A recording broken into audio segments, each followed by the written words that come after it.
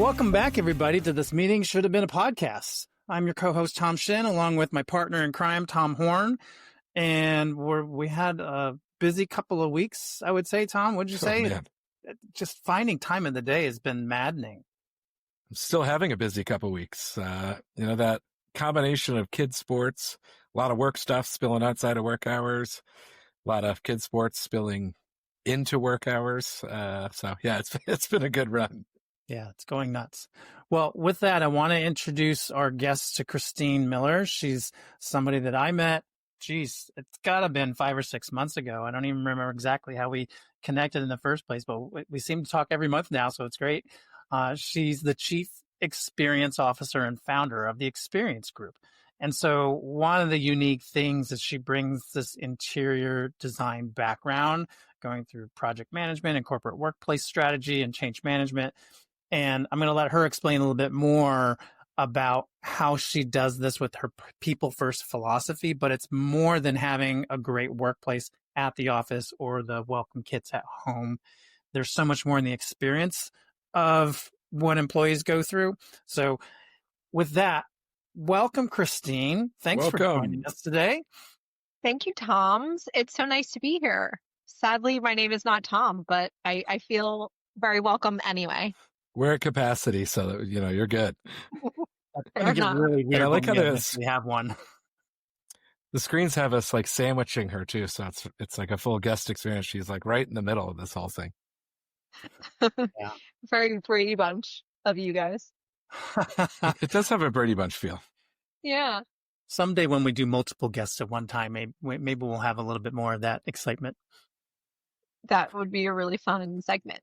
Yeah. So thank you guys both for having me. It's really, I'm so flattered to be one of your first guests on your podcast. It's been fun to watch you so far.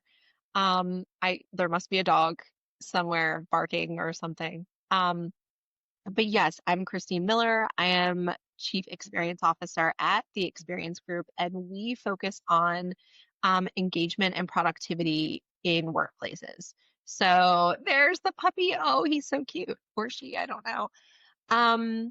And what that means is really anything and everything that touches an employee's workplace experience while they're within the four walls of their building. So you may hear workplace experience from HR type folks, and those folks are very benefits driven and health packages and compensation and all of those things, which yes, to many people is the experience. My type of experience lies more within the real estate and facility services realm. So anything you're touching, feeling, interacting with during the workday, and that could be conference rooms, restrooms, the janitorial staff and maintenance teams that you're interacting with, your work order systems, your onboarding experience, all of those things sort of fit into workplace experience as I manage it. So I'm going to have some big follow-up questions for this, for sure.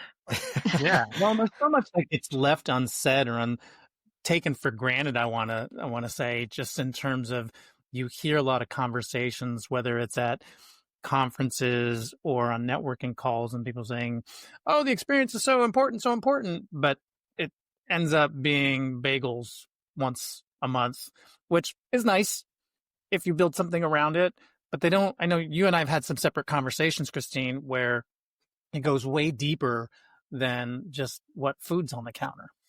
Yeah, I mean, bagels are a gesture. They're not workplace experience. And it's funny that you say that example because I was at a conference in New York City at one of the new high rises. I don't recall the name at this moment, but since I'm going to kind of give some feedback, I probably shouldn't say who they were.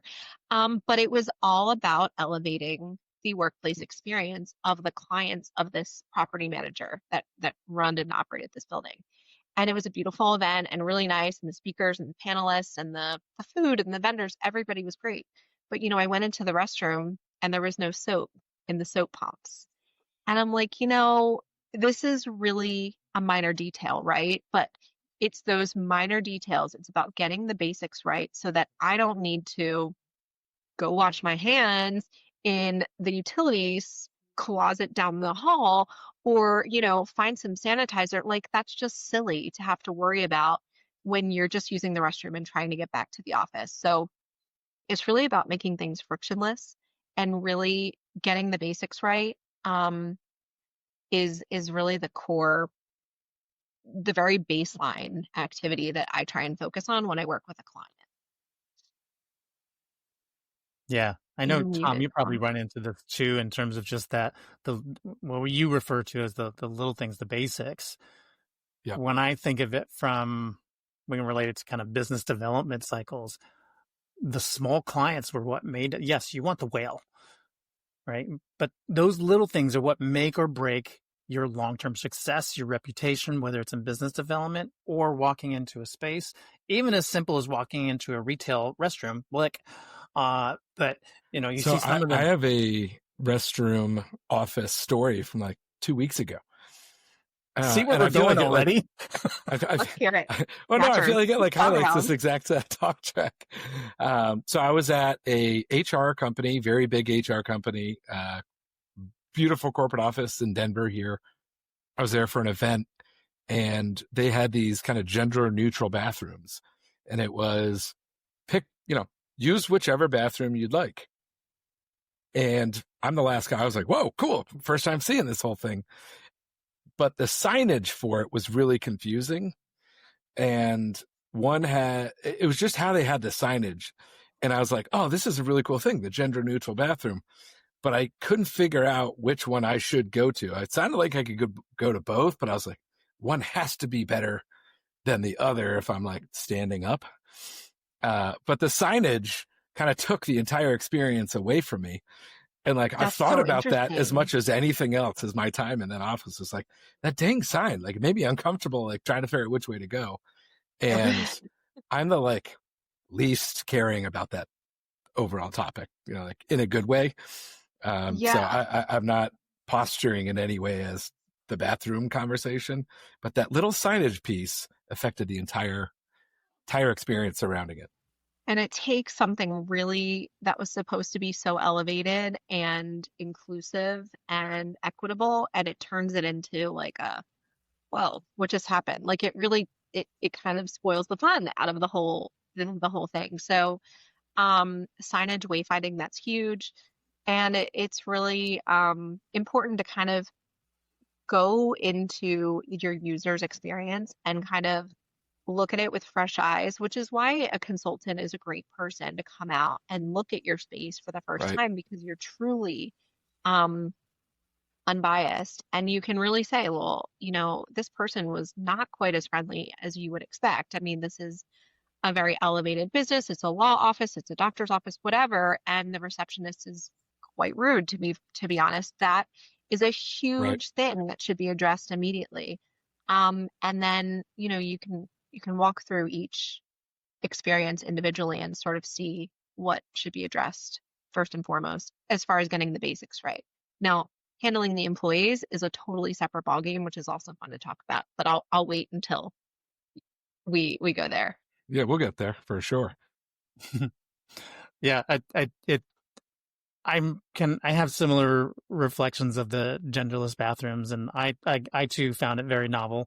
I was in San Francisco where I first experienced that, but it's much like, if you think about it, you go to somebody's house, anybody can use it. Yes, I understand your stand-up reference, which is easier, but but the one in San Francisco, like, it's just basically open stalls. And the weird part, I think, for me was getting back to the bathrooms, was their bathroom stalls only go so high, and then there's open ceiling, and you can hear everything in the bathroom. And it just felt like I'm learning way too much about everybody else in this bathroom, because it's usually one side or the other, and you're like, I didn't need to know that.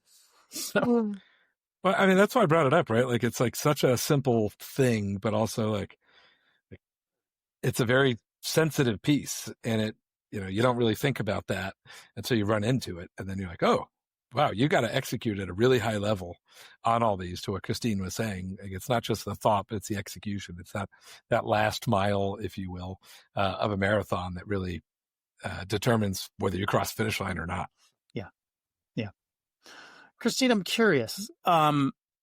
As you talk to your clients and run into the scenarios, is there sort of a most common hurdle that you run into that you're able to solve on the experience side, which sticks out to you? Or is there a general story that jumps out to you like, oh, yeah, convincing folks that this was really an important piece and then they were wowed afterwards? I would say that conference rooms are buzzing in my head right now. So funny that this podcast is called This Meeting Should Have Been a Podcast, because everybody knows that poorly run meetings are a complete waste of people's time. And not only just one person's time, it spans the room, however many, 15 executives in a room, even for 10 minutes, doing nothing is an extremely costly 10 minutes for that company. And so the most common overlooked experience is the conference room experience in my Here, here. experience.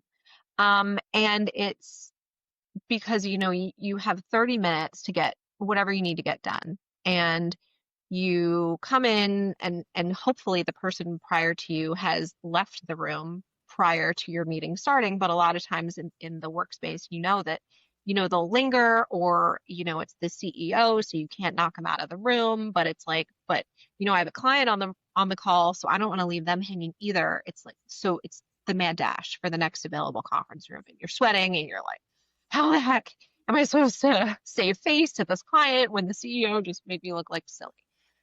Okay, so that's one problem, but your meeting gets started off 5 minutes late at that point in time. And then you need time to set up your technology and plug it into the wall or plug it into the monitor or what have you.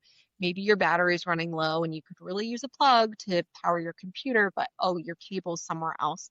I mean, I could go on and on and on, but you've all been there. We've all been there in a room where you're just like, come on, I just need to be productive, and I can't be because maybe the technology is unclear. Maybe it's different than every other room in the building, and it takes a bit of an education to understand these things. So the place where I have found the most success and impact is revamping the conference room experience.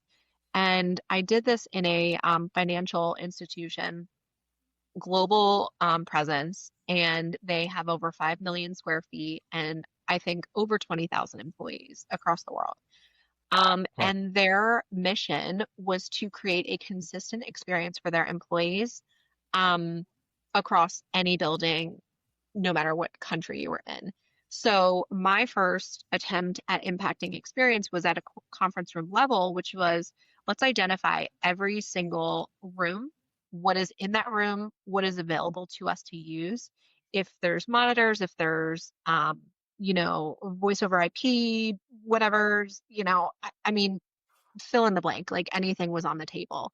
And we essentially made a standard kit of parts that existed in every conference room from that point forward, because it was important for people to know that there was always going to be 4 expo markers on the board with a dry erase marker right next to it.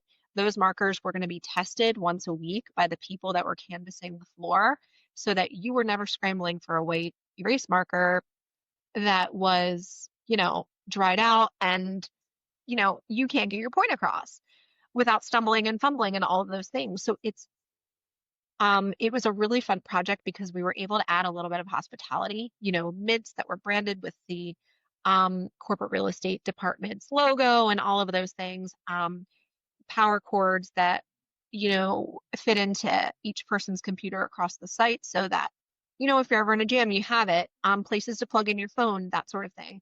And there was always a phone number to call for the people that were on site and able to help you. So if for some reason all those other things failed, you could still call for support. So I would say, Tom, that the conference room experience is so overlooked and it can be so costly if you don't pay attention to it. And so that's like the lowest hanging fruit, I think, is kind of widespread across a lot of different industries. You've unearthed a lot of like bad memories for me just going through that answer. I think it's 100% right. Like my last on-site job, we would have weekly meetings, and we called it the dark room because it was no windows. It was miserable. So then we started wasting a bunch of time. Well, where else can we go as a team? And we're going all over this big building. And then we finally found another spot, and it was sunnier and nicer, but then two people either had to stand or sit in the back. And that was deemed better than the dark room. But if you were the person that was stuck sitting in the back with your laptop on your lap, like it totally stunk. And again, that's another one of those things that just stuck to me. It was like, oh God, I hate meetings at this. And it was hard to stay focused on the meetings too, Yeah. purely because of the space. Right. And you're scrambling and So there's always somebody running in last minute. entirely accurate. So it's like, you have these CEOs who are demanding people come back to the office. This is a mandate. If you're going to continue to get promotions and this, that, and the other thing, you must be on site 2+ days a week. And we're badging you and we're recording all this. And it's like, okay, whoa, that feels really intense, especially for when I come in, I experience all these problems trying to get my job done. So you as in CEOs, really need to pay attention to the experience that your employees are facing because we all know that working from home is really desirable to a lot of people. And if you are constantly fighting that pull of home because home has my technology set up, it's convenient, you know, it's comfortable, I don't need to wear dressy pants and high heels, then like you really Yep. need to make it easy and frictionless to come back to the office, which is why, I mean, workplace experience in my mind is like a no-brainer.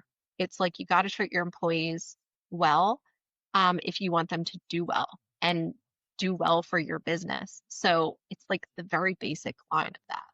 I'm one of those that's willing to always come into the office if there's a benefit to going into the office, whether it's quieter workspaces, better technology, better connectivity with people I need to work with. So even in hybrid environments, I would go in all the time when the value is there. And a lot of the time it was the collaboration, but it was also the thought behind the design of the office that Yeah. pulled us out of our cubicles, out of our offices for collaboration. And I think that's what worked for me personally. But I think that connectivity of the humans and the physical space is really important. You don't hear that in our world a lot. Right. No, you don't. And I kind of, if you don't mind me interjecting this case study, because I think it's a really good case study that speaks to what you just said, Tom. This was a university foundation, so attached to a large university on the west, not the coast, but like the west side of the country. And we did a data analysis on them and their employees, which is usually how I start working with clients, is this data analytics piece. The data understands how you function in your job, how you do your best work, when and what circumstances lead to the most productivity, and so on and so forth. It's really fascinating. And so this particular foundation had raised more money for their foundation than they ever had in the past during COVID. And they were all working from home. They were all making their calls and connecting with people virtually. And the university leadership was like, this is great. Why would we ever change what we're doing? And we were able to look at the data and say, we actually do need to change what we're doing because your people, while performing really well, have a huge desire to learn and grow and connect with their colleagues. And they're Right. missing out on learning and development opportunities because they're not collaborating and having candid conversations with the people in different departments or, even across the hall. So when we looked at that data, we looked at their space and we're like, okay, there's 95 people here and they're sitting in 95 cubicles. So why would we have them do very isolating work at work when they want to collaborate, they want to grow, and they can Right. do all that at home? So it's like you're spending all this money for real estate that is just so unnecessary because it's not even adding any value or productivity to your employees' day. So the recommendation then became, let's build a whole learning center and development um, piece of your building. And really, you could give half the real estate back if you really wanted to. But the point was to create spaces that actually fueled learning and development and fit the needs of the employees. We've seen in our geographic area organizations shrink the amount of space that they were using. And this is happening more and more so. I don't have stats because I'm not in that space, but I see it, read about it in the paper, and talk to folks. You'll have two organizations that do somewhat similar things, but they'll share some resources in the same building because there's no point in paying all this extra real estate when, Mondays and Tuesdays is when most folks are in, or even some organizations, they have way more people than they can fit in the office, but the amount of times that they're all together, they all need to be together, is few and far between. The one caveat I have there is that when you want to do something of a town hall or some sort of larger activity or discussion point, it's harder. You've got to put a lot more thought into how you're doing that to include everybody in those conversations. But I like those environments where you, like you said, you're finding reasons for them to interact. I have a friend, Todd, who talks about inviting people back into the workplace. If you're going to do one of those return to office, have some reason for it versus make me do my Zooms in a closet so I can have silence. Right. I love the collaboration part. But granted, I'm a chatterbox. I love that. Those moments of the water cooler talk because it inspired people to learn things from one another, which was just as valuable as sitting there with a textbook per se. Well, and it goes both ways to your case study. Had an old friend that, worked at EMS software and Accruent. And, they had clients where their software would kind of monitor how the spaces were used, how many people were using, like kind of check in and out of desk, which I want to kind of get into, that kind of hybrid desk conversation. But, they've got a case study where a company had 11 floors of this office building. And after really looking at their space, they were able to get down to like 5 or 6 floors. I don't recall the exact amount. So, think about the rent in a city, in a major high rise, cutting that in half with the floors while still having better spaces, better used spaces, better put together spaces. So you get the people out collaborating, you get better experience for employees, and you're saving some big bucks while pushing productivity in some cases, right? Not across the board, but but no, not across the board. I have a similar story in Southern California. We were just talking, I worked out there for 7 years. And that is arguably the most expensive real estate in the country. And this avionics company had 4 buildings in Irvine. They were going to lease a 5th. And we, having been embedded into that employee environment, we were actual employees versus external consultants. But we're like, people are on airplanes visiting clients literally 4 to 6 days a week. Why on earth would they have a dedicated desk here?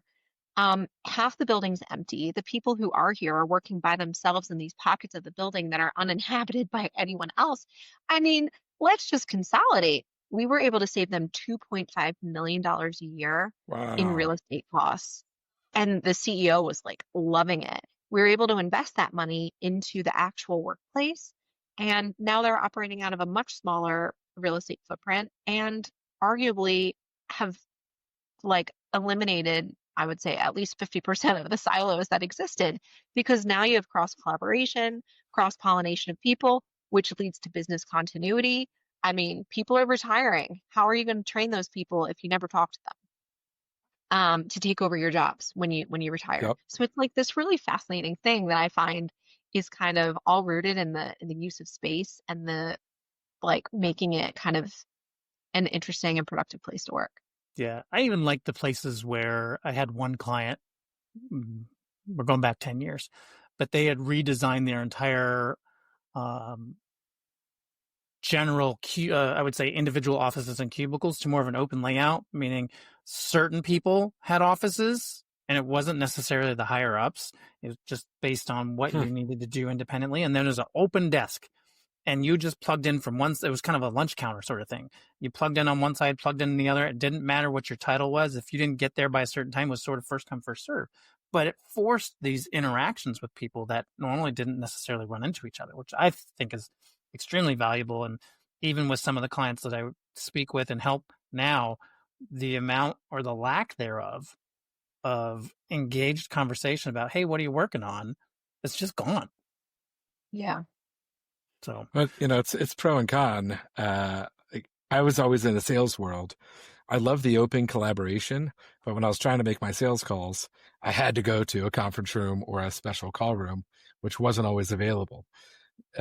So there's no perfect one size fits all for any of this. It really comes to like, what's your company? What work are people doing? What departments might be at this particular location? Are people traveling? Like, it takes a lot to like get this right, which is why you exist, or at least why your work exists. You're way bigger than tech than that piece. I just want to clear that one. Probably was not the best statement, but so we're talking No, about, that's why what you do is important. How about that? yeah, absolutely. I was going to say, I know we're talking about sort of bringing back this return to office conversation. I know, Tom, you were going to pull up some material on that. Do you want to shed some light on that part? I know you were kind of pulling us up for some conversations around. my weekly crazy articles. Yeah. All right, here we go. I got this one. Company instates return to office policy after 3 years of remote work. Tried to fix morale with a pizza party of 5 pizzas for a team of 25 people. That's I mean, that's a real story. This is not like a Huffington Post nonsense or something. no, it's real. There's people on this thing. It's just, I don't know. What do you guys think? I mean, we don't even have to get into the article. Like, this one's more about like, there's the title. You know what the article's about. That's a culture problem. I mean, that's like, I would argue there's probably no soap in their bathrooms either. It's like, Before they dive into the boxes, right? Go to the bathroom, then have some pizza. right. That's probably the strategy. I don't understand how good employees want to work in a place like that. And that's the problem. If you guys, not you guys, but if people miss the opportunity to really treat their employees well, you're going to lose all the good ones, the good people, the good employees, the good talent that can easily jump ship and find a better opportunity somewhere else with your competition. So you're going to tell me that you want all of your top earners and top performers to go jump ship and go to your competition because you don't want to invest more in them than 3 pizzas at a back to work event. I mean, that's sad to me. It's really sad. Well, it's describing to you what things are going to be like now that you're back. I'm going to underfeed you. You're going to be left hungry. Your stomach's going to be rumbling and unhappy because you got the middle piece in the 12 cut and didn't have any crust. And now your fingers are all greasy. Like, I'm giving you visuals and experiences, but like great visuals. Right. Really good. Yeah. It's like middle school pizza from the cafeteria. That's what you feel like. And who wants to be there? For me, it was, I tended to always bring a lunch, but it was nice when there was something else there that was unique and special. And you're going to spend $50 more, like in a 25-person company, right? $2 a person more. I mean, to me, it doesn't even come down. Right. It's not even a cost thing. You're a box check. The management, your leadership, the people that are supposed to be taking care of you, supporting you, giving you purpose for coming back are just going down. I have to do this thing, check. I have to do this thing, check. And I think that's like the core of engagement, right? Like, it's the intention of engagement. It's so out of touch. Us to you, you to me, part of the engagement. And it's just, I don't even think it's cheap. I think it's just tone deaf. It's that tiny last 10% last mile we were talking about earlier. Yeah. All right. I can hear the conversation going on in that one in my head, but we'll save that for another day. Yeah. What else you got, I got another story. I'll just mention it. I was at a company that was celebrating some like $32 billion new tier revenue. So they had a party for everyone, and the managers went to Costco and were making sandwiches with white bread, mayonnaise, and giant bags of chips from Costco to celebrate a multi-billion-dollar achievement by the company. And I was like, this is the worst thing on the entire planet I've ever been a part of, ever. Like, I mean, I love Costco. I'm there often. Yeah, who doesn't love Costco? Yeah. I don't want have my one. manager with like plastic bags on his hands, like making me a sandwich. Like, give me a Yeah, I pizza mean, at least. and then you have your employees, what they're really thinking is thanks for spending all this on my hard work while you guys go enjoy your, promotions and raises in your extra homes wherever you are for a $32 billion deal. I'm sure their CEOs are making phenomenal income. They're buying And another car. really sucks for everybody else who's been the brains and the brawn behind the effort. You're drawing my eye to your lack of awareness, right? Right. Yes, I wouldn't have connected the 100%. dots if you didn't make it so easy for me to connect the dots. Well, it's kind of like the business leader who buys this million or multi-million-dollar home and starts bragging it to all the people that are making $40, $50, $70,000 in their office. Like, Yeah. what message are you trying to send here? Like, we're working our butts off trying to do great things for you so you can make these profits. And granted, spend your money how you're going to spend it, but don't rub my nose in it because I Yeah. know my part, again, it's that being clueless and out of touch and just not even self-aware, which isn't the greatest example to set, especially as you talk about culture and engagement.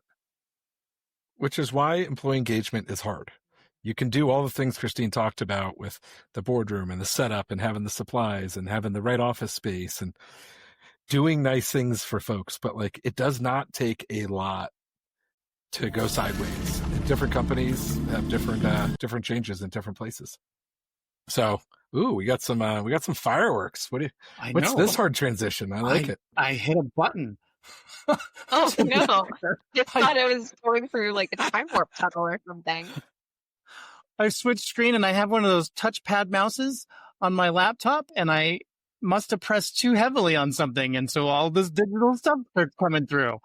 So, all right. Well, while you fix that, we'll keep a conversation going for our audio listeners.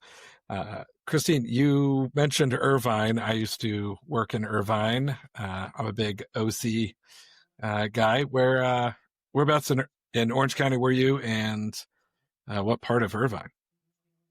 So I worked right near the Irvine Spectrum, and I lived in Lake Forest. So we were just what is it? West? No, sorry, I'm on the East Coast now. Just east of Laguna Beach. Yep. Oh, nice. Yeah, beautiful area. I lived Newport Beach, amazing. Balboa Island, Huntington Beach, Ralph Avocado, and Corona Del Mar. So, and I managed the Sports Club LA, the big giant pink athletic club, kind of across from where it sounds like your offices are. So I know right where you guys. Yes, right where yeah. You were. I want to keep it anonymous, but I'm happy to tell you offline where I worked. Maybe we were like neighbors or something. Yeah, totally. That's awesome. I always like anytime I connect back to California, I'm in Denver now. I always love that. It's such a wonderful place to live and work. And I always say that if my parents didn't live on the East Coast and I didn't have 3 young kids, I would have stayed out there forever. Are you from the East Coast? I am, yeah, outside of Philadelphia. And that's where I am now. So took a little break to go to California, came back and landed in the suburbs of Philadelphia, about 35 minutes outside the city. Nice. I'm from New York and a big New York Giants fan, and we will not talk about any sports. No, we will not. It's tough. It's tough to talk about sports, especially when you're talking about world champion cities like Los Angeles. You know, we're doing fantastic things out there, and tongue in cheek. Yeah, you beat the Yankees last year. I know, Tom. And I'm rooting for the Blue Jays because of Don Mattingly, who was a childhood Yankee hero of mine, who's managing over there. So down with the Dodgers. Take that. He was a manager in LA for a little bit. He didn't do much, but I liked him. He's a nice guy. Yeah. Well, the Phillies and the Eagles have represented quite a few large-scale sporting events in the last couple of years, so I'm not going to brag, but you know. Yeah, I drove to Philly and cheered them imploding the vet at 6 a.m. That's one of my favorite stories. You cheered them where? In the Veterans Memorial Stadium, the vet. Yeah. I was in my Giants gear cheering as they imploded it at 6 a.m. It was, Oh my and I made it God. out alive. It was one of my favorite stories from, Yeah, that's a I think, war story. I 22 am, years old. of course, you were 22. I mean, Yeah, your naturally. frontal cortex wasn't developed fully Right. yet. Couldn't drive Go yet. into Yeah. Philadelphia Sports Stadium in New York gear, that takes a lot of chutzpah, you know? Yeah, I think people were like genuinely just shocked. And my buddies had Redskins gear on because we were coming out of DC at the time. And I think people were just generally shocked that we were there and just like, good for you guys. Like, because we were being nice to everybody, but it was definitely Totally. Wow, that's a dangerous. good story. That's going. I remember going to the vet. Of course, I'm older than both of you. Probably add both. No, we're not going to do that. Yeah, I used to go to Army Navy games there. Plenty of good memories in the vet. And I was never hit by concrete falling or any of that stuff. So, And yeah, Santa good didn't throw memories. snowballs at you, or you didn't throw snowballs at Santa, or none The of that. Giants have an ice ball catastrophe too, so I can't Yeah. really point fingers. Well, with that, why don't we take a short break here, and we're going to pop back here in just a moment with another segment from, you saw this last episode where we brought in our tool from SpeakPipe. So we take some ideas and conversation starters from some guests. Hello, I'm Ruth Thomas, host of Comp and Coffee, where we break down what's next in the world of compensation management. From pay transparency to performance alignment, we explore how businesses are rethinking compensation to drive impact, equity, and growth. So if you're shaping the future of pay at your organization, grab a cup and tune in.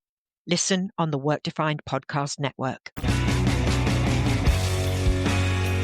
Yeah. All right. Well, geez, yeah, we have some fun there with in between things. So we have this SpeakPipe caller, and those of you that want to chime in the future with your own stories, please do. We'll put the link in the show notes. But this week's call was really interesting. I got a kick out of it. Christine, you'll appreciate this too, because I know you and I've had some conversations around some of these. But I'm going to hit play here so we can listen to this, and we'll chime in with your take on what that experience might feel like, or if it elicits a response from you that's just sort of cringy sort of thing. So this particular meeting took place several years ago. It was pre-pandemic. Everybody was in the office, and that meant cramming everybody into a conference room for this weekly call or discussion about aligning communications with the rhythm of the business, something like that. Yes, every bit as exciting as it sounded. And a lot of different stakeholders at these meetings. I mean, there were HR teams, internal communications, the finance folks, operations, you name it, right? Half the time you didn't actually know who you were sitting across the table from. People would either introduce themselves or not and just went around the table with whatever their updates were. I remember one time a couple people slipped in late. Not a big deal. No introductions. Just open their laptops. Business as usual. But about 15 minutes in, one of them raised their hand and asked a question that was very specifically related to supply chain, purchasing, operations kind of things. And it just had no business in this meeting, right? The room went quiet. And someone finally whispered, this is about HR programs and communications. And that's kind of when everybody realized they were simply in the wrong meeting. They grabbed their stuff, they bolted just like they, I don't know, had showed up for the wrong wedding. And the best part is nobody even blinked. We went right back to these very exciting updates. And yes, this meeting absolutely could have been an email. Oh my God. Can you imagine? No, like so many levels of that are insane to me. To not even realize who in your company should be in a meeting or shouldn't be a meeting, because HR people generally know who each other are, right? And two or three strangers walk in, nobody bats an eyelash. No. I mean, I've walked into wrong meetings, buildings, rooms, you name it. I've walked into the wrong place. It's never taken me 15 minutes to figure out I was in the wrong place. No way. Not even close to that. I mean, that's astounding. Which part of that do you want me to comment on, guys? Yeah, take your pick. Well, I think, like there's no introduction. Nobody's going to say, hey, just in case I see two strangers in the room, I want to introduce myself. What is your purpose here? I don't want to waste your time. I think that's totally acceptable to kind of align everyone in the room. and say, if you were invited by someone, I'd love to know who, so that I can make sure the proper context is delivered bleh, to you properly during the next 30 minutes or whatever. But even the I think person running the meeting, there's got to be somebody who's organized it or generally runs point, has to recognize that we'll call them misfits, Yep. not to be impolite, but just they don't belong there. right. What are you guys doing here? And it's like HR stuff. I mean, that's really sensitive stuff that you could be talking about. That's where I was going to go next. Is like, you got to like have some checks and balances who's hearing what you're talking about in a meeting. Because if there's not something important being talked about that should only be for the people in the meeting, like, I don't care if it's HR or not, but especially with HR. Especially with HR, totally. Control your communication. Control your data. And HR is the one running that show. I mean, that's a scary thought also. A little bit. I liken it like we all have our devices, right? And so you'd think people are texting, hey, Jim, where are you? We're in the meeting. And not even having that while they're sitting there not understanding what anybody's talking about. Just, yeah. And the subject of the meeting was communication. Is that right? Something like that. Ironic. That's the funny part. Ironic. But I like that this tied in a lot of what we talked about, because before I thought we were going to have to title this the bathroom episode. But now we can really talk about, awareness being a huge piece. I mean, just awareness, whether awareness of the physical environment, awareness of the amenities you're providing your team, awareness of how good intentions may or may not land, awareness of what freaking meeting you're in. So I think we got a new title, or at least working topic for this episode. We can put a bow on it. I would not want to be contributing to the bathroom episode, so I'm really glad to hear that it's no longer the bathroom episode. Speaking of bathroom episode, I couldn't have planned that better. Yeah.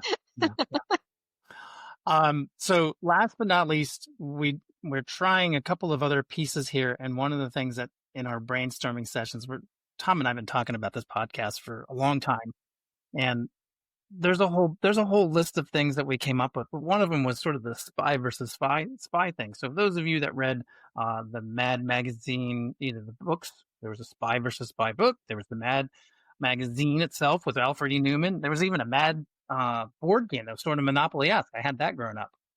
I'm dating myself because now you can Google that and realize when was it new, and it was probably like 1984. But one of the things I wanted to put out there, and we talk about corporate jargon quite a bit, the newest thing that I'm starting to see over and over, and I want to get your take on this, Tom, for it, against it, blow your mind sort of thing. Have you heard the phrase job hugging? No. No.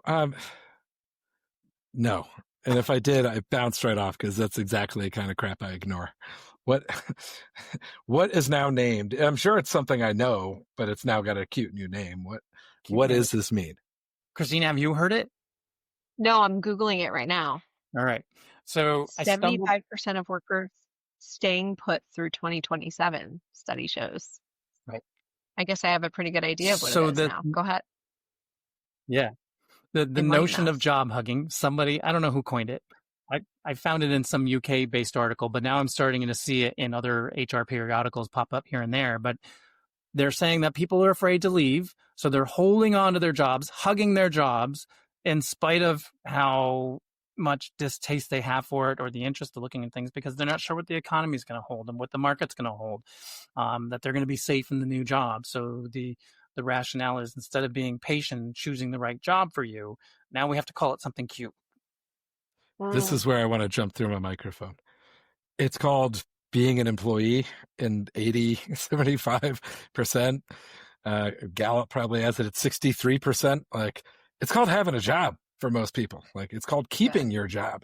Like, I love my job, but like, there's been a couple of days this week I've wanted to jump out my first floor window, and I still love my job. Like, it's just called work. Work is called work because it's hard, because it's work. You get paid for it because you're doing things, and you try to stay there as long as you want to or can. That's what job hugging is, in my opinion. This is nonsense. Strong take, Tom. I saw it. I'm like, oh, this is the perfect thing to bring into the show. What do you totally think? Set me off. Yeah, I was recently talking to somebody, and they were saying that they have been kind of being courted by this company that he's really wanted to work for like months. And they finally just like dissolved the role that he was talking to them about. And he said, I feel like I said so much and I shared so much information about what I was going to do, how I was going to do it. And they just like beat a dead horse with this whole interview process, getting so much information out of me that they probably just vaporized the job. And because I gave them all this information, just decided to go do it themselves, which really prompted me to kind of think about this concept a little bit, not even knowing what job hugging was.